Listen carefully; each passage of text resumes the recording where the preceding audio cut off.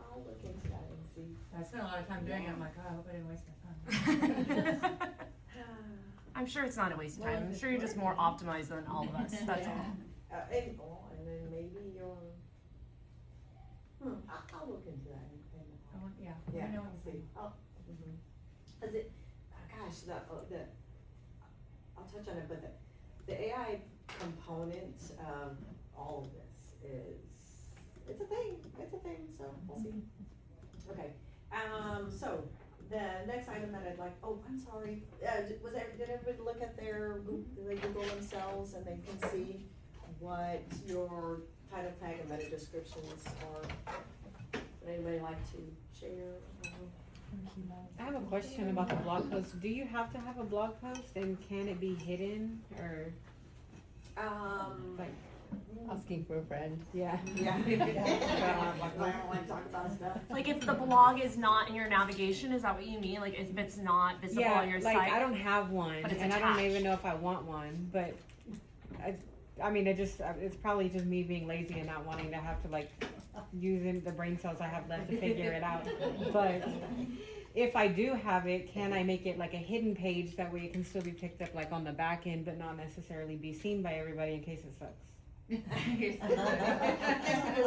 Truthfully, no one's actually reading that. I mean, I would never Like, read that's it. the reality. Some people are, but a lot of them, like, but it is a great spot to connect to Google. Like, Google says, hey, they've got this more information going out. Oh, okay. So it's, Can I've a been hidden page have? Google likes blogs, it's Yeah. not necessary, it's something that they look for, so it's It makes not- you more credible, or is It that makes you more credible, it just gives you little tentacles, right? to Also, click your onto ranking different goes up in things. Google, Yeah. so you'll be more on the first page than other. yeah. Someone- And one of your actually, competitors. it doesn't have to, whether it sucks or not, isn't the question. It's, Okay. is it there Yes. with the keywords? Yes. okay? That's why I didn't know if I had That's it what I'm trying to hidden. say. It's like, If I had it people hidden, don't if read it would still, if Google would still find it and consider that. If it was like a hidden page on the website. Because then you wouldn't have the credibility. Okay, so it needs to be live. It for needs to be be- live, right? Okay. Cause, I think that's the whole thing, right? Google needs to know that you're credible, needs to know, because, I mean, you can have a lot of things hidden in the back end of your sites, and it just wouldn't be, trustworthy. I think you would probably actually reach the opposite if you would do that, if you hide your blog with Google. I think Google would not reward you on that. Oh, I think- you're right. I Yeah, didn't you probably think about wouldn't that. get Yeah, rewarded. yeah, I would be very iffy on that. You can come up with so much content too. Like you could write about all the people that are getting scholarships because they practice every day at your place. I mean, it's a great way to just brag on your Yeah. platform or share data. Like, 20%, of golfers actually do better when they practice every day indoors. Yeah, You know? that's true. That's And, a and I guess genius if you think statement. about, right, you don't have to write a personal story, you No. can even just share articles. 100%. I mean, it doesn't have Okay, to yeah. come from you, so if you're afraid of, what you're putting out there. I'm just like, nobody wants to hear what I have to say. personal, so- Of course they do. I would be Never interested in afraid that to data. Cross-reference bear chiropractic with your. There you go. Look, that would be the back Yes. point. I think you know, anybody you know, who you hurt your is back, interested in golf would be interested playing in golf, your blogging. but right- Could collab that way. Yeah. Chiropractic care. If anyone didn't know. Yeah, because Dawn has actual experience with golfing, and she could even guest blog. You can have guest bloggers, and Oh, yeah, I'd be happy to do that. Oh, Yeah. that's a I love good writing idea, there you go. I used to be a huge blogger. We have to say more than you. Let's chat. Okay. Let's chat. Nice. Oh, yeah, that's a great idea. That's a great idea. Thank you. I'm a guest blog. That's why All of y'all can guest blog on Yes. KBW, Yeah. so just letting you know. That's a good idea. I didn't think about that, because I'm not, like y'all, look at my site, I don't have blogs on there either. I think we all think no one wants to know what we're doing, but in truth, Yeah. everybody wants to know. Yeah. That is true. I would read it. Good shape while you're I would doing read it. hair, Mhm. right? Yeah, I say it's on my to-do list to read it. It just never happens. right, a gazillion things on that to-do list. Alright, okay, so the next item is gonna be showing up. So if you are a business that has, that does business in several cities, you'll want your location pages there. I think this might only apply to, a few people, maybe Diane, you, I believe Amy, probably, you want your different location pages. So just make sure if you have a location page, don't just copy and paste, right? Don't just copy and paste whatever you have for Kingwood, for Atascocita, for Humble. You'll want to personalize it a little bit. Make sure you maybe include any landmarks or communities that you serve, so that not each page looks the same. Like if I eventually wanted to franchise, right? Yes. Like I could go bearpawmedical.com, would then I have to create a Bear Paw Medical Spring, Texas, or anything, or would it just be under my main landing? It'll just be under your main landing page, so that you'll have in your menu, you'll have locations, and then you'll have the different, Kingwood and Spring. Okay. Is that also the same as like foreveryoung.com/Kingwood? Correct. Okay. Yes. So like I have like Explore Kingwood, Explore Summerwood, and then I have where you can click to see listings or click to get area Yes. information on each one there. Yes, That's so that's brilliant. That's perfect. And so you'll wanna make sure you're not copying and pasting, No, you're putting a yeah. little more, personalization for each. But I will go back in and read each one here, it's been a while. Alright, so then, okay, so now we are, so we talked about some SEO, so now this right here is your SEO superpower. Definitely another item that's overlooked. People don't go into their Google Business Profile maybe as often as they should, or they don't complete the forms. And it's fairly simple and it's free, okay? So reviews, make sure you go and get your reviews. Copy that link, send it out to your customers, make sure that you get them to fill it out. And if they do review you, make sure you respond. Google likes that interaction. Make sure your photos out there are current. And we're talking about your Google Business Profile, we're not talking about your Facebook. I mean, it's almost like another Facebook, it's almost like another social media aspect. But it's, make sure your photos are current out there. Stale photos, make for a stale business. Don't use AI to respond to your Google reviews. Mm-hmm. Oh, They don't like it, they don't. unless you use Gemini. They are more forgiving with Gemini. Yeah. You ChatGPT for that, Google will not be happy, I tell you. Yeah, right, just make sure to change a Yeah. couple of the Or words. do it and- yourself, yeah. Andre, you sound so traumatized. I didn't notice that, but yes. I learned a lot in the last 3 years. Other than Andre That's why I and hired, that's why I hired Evelyn and Michael. Are there any other HIPAA like compliant businesses in the room? Is it just Andrea and I? I'm glad you're sitting together. Yeah. Okay. Cause there's a whole different thing about Google reviews that I could share, like positively on that, but, if it's just us, we'll Yeah. chat. Yeah. Okay. Oh, okay. Make sure your information is correct, right? Phone number, hours, address. Also on your Google Business Profile, make sure that your, if you have holiday hours, include those in there. Make it active, that you're responding to Google, you're making sure Google has your correct information. Your specific categories for your business. There are several categories in there. All you gotta do is just click the box. If you have a certain category, you can create it, make it special, right? The other item is regular activity. You can actually post on your Google Business Profile, right? Just like you do on Facebook or Instagram. There's an area on there to post events, post activities, post announcements. So you wanna make sure to keep that up to date. And the next thing is, along with categories, your detailed services. So if you put on your website that you have, you offer top quality services, well, that's not the way to do it anymore. You can't brag about how great your services are, because Google can't feel a vibe. They need facts. They need how much this stuff costs, how long it takes, and what exactly your services are, and how much it costs, right? And so make sure to put your detailed services on that Google Business Profile. The beautiful thing about this is it's totally free. You go on there, and it's free. Google offers it, so all you gotta do is just fill in the blanks. So take that time, fill in the blanks. It's definitely gonna move that needle for you to increase your rankings. Okay, so before I move on to AI, I would like to just say again and emphasize that you gotta say the same thing everywhere. Make sure your website says the same thing as your as all your social media profiles, your LinkedIn, your Facebook, your, Google Business profile, that it all is the same. That way Google can trust you. Google can trust you, Google can crawl, Google can, and can know that, okay, this person is really truly this business and it's trustworthy, you know, the reviews are going back and forth. And so it's good to make sure that your information is, not mismatched. So when you go home tonight, go and double check, make sure your website looks the same as your profiles, looks the same as your Google Business profile, looks the same as your social media accounts, okay? And so now, here we are at AI. And I just wanna kinda touch on this, it's becoming more of a big deal, but I don't wanna like scare anybody, because the truth is, it's not brand new, it's not a whole brand new bank of information, right? It's the same information, it's just the way that Google is calling that information. And so, I struggled with this a little bit to try to explain it. So what I came up with is Google is like a librarian that has read every single book, right? Every single book in town, just tons and tons of information.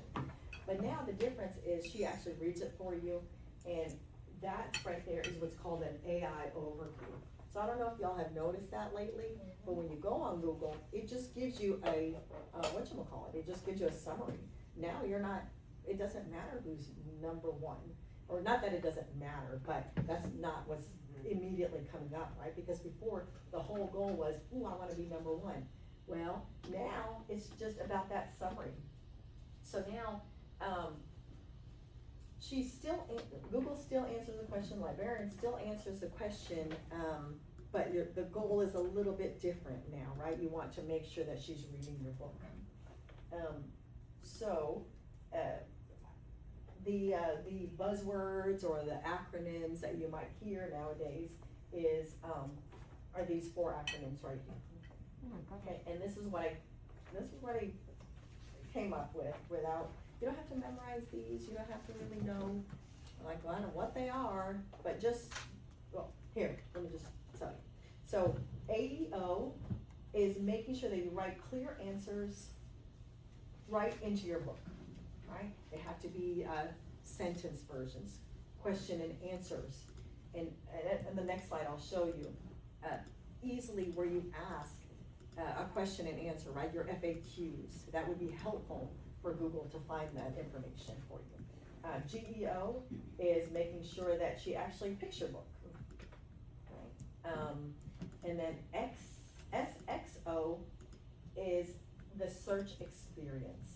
This is where the trust factor comes in, and she wants to make sure that you're telling the truth. When someone gets on your site, she makes sure that, okay, well, this person said they do this, do they actually do this? And so this is where the information that you're feeding into Google, into your,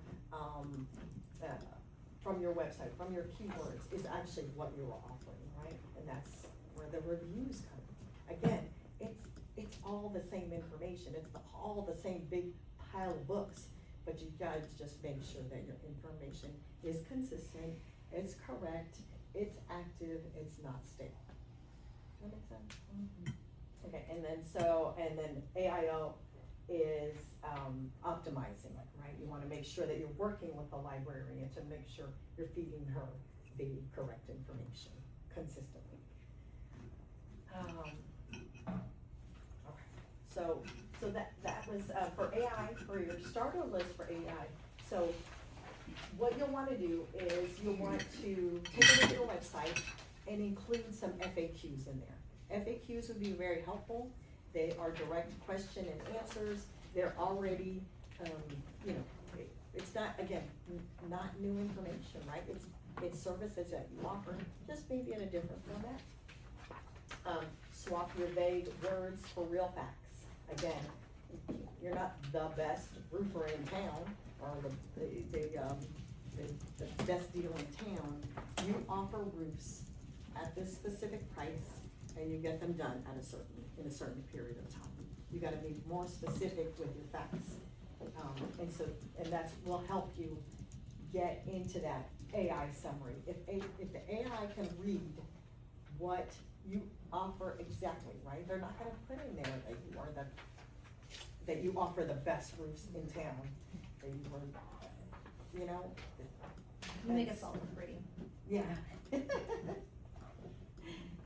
Again, finish your business, Google Business Profile. Write your location pages, make sure that they are concise, and keep those reviews coming in. That back and forth between you and your customers is powerful. Okay. And, all right, so now I've covered, your website foundation, I've covered your SEO, and I've touched on, AI and how important those things are. But now, okay, so now you've got the good foundation, you've got your keywords, and you know how to use them. Now, let's talk about, okay, now people have found you, now they're on your website, okay, now what? Now, you gotta take action and you gotta make money. Cause, right, that's eventually what it's all about. Why do people get on your website, right? You have to, make sure that when somebody gets on your website, they're gonna take action. They're not just there to look at it and see how pretty it is. You wanna make sure that you have good, calls to action on each page. Make sure that if you have a form for them to fill out, or something to download, or a phone number to call, you have to make sure that those are good, places for them to find your information. So good examples of calls to action are, book a consultation, request a quote, schedule an appointment, download the guide, or register now, right? And so once people click on these calls to action on your websites, you wanna make sure that they're good, right? Make sure that that phone number is actually going to somebody that answers the phone, or that contact form that they fill out is actually going to your email or wherever it's supposed to go, and it's not going to spam, right? And that you're responding to it. Because you know you've got them there, now you just gotta, your follow through as that's, you can lead a horse to water, right? You can't make them drown. Okay, that applies. So, I mean, cause this is the goal, right, to get them on your website. This is the point of this, workshop, right? How do I get found online? Well, I've already told you, you need to do this and this and this. Now, they're on your website. Okay, now what do? You gotta make sure that they are led to action. Otherwise, your website, it's just a brochure, right? They're just gonna look at it, and they're like, oh, that's nice. No, we don't want them to look at it. We want them to contact you, and that way, bam, you have their information, and you can follow through and sell them your service, sell them your product. Yes, ma'am? And make sure, like in our case, I work with Evelyn and Michael together for these CTAs, because they change for your industry, they're different, there's a huge marketing behind that. And, Boogie Now for the med spa industry is fairly outdated, the language has totally changed in our industry. So it's something I would work together with any website developer, so you hit the right language there if you make any changes there. Definitely, right? It depends on your market. Yeah, and on your how- industry. On your industry, and how you want people to respond to Yeah. what you're offering. Sure. Okay. So, again, we wanna make sure that the next step for them is easy. So if you have a contact form, make sure that the contact form is simple. Usually name, email, and, phone number is plenty, right? You don't want them to fill out a whole bunch of stuff, otherwise you're gonna lose them. So make it fairly simple for them, not too many steps. Make your contact information obvious, right there, bam, I think we kind of touched on that, right? That, the sooner they can get to your contact information, the better. They'll read they'll read about you, and they'll read about your team, and maybe even about your services a little bit later. But right now, you want them to contact you, you want them to book some sessions with you. And if you have to scroll on your page, make sure to include a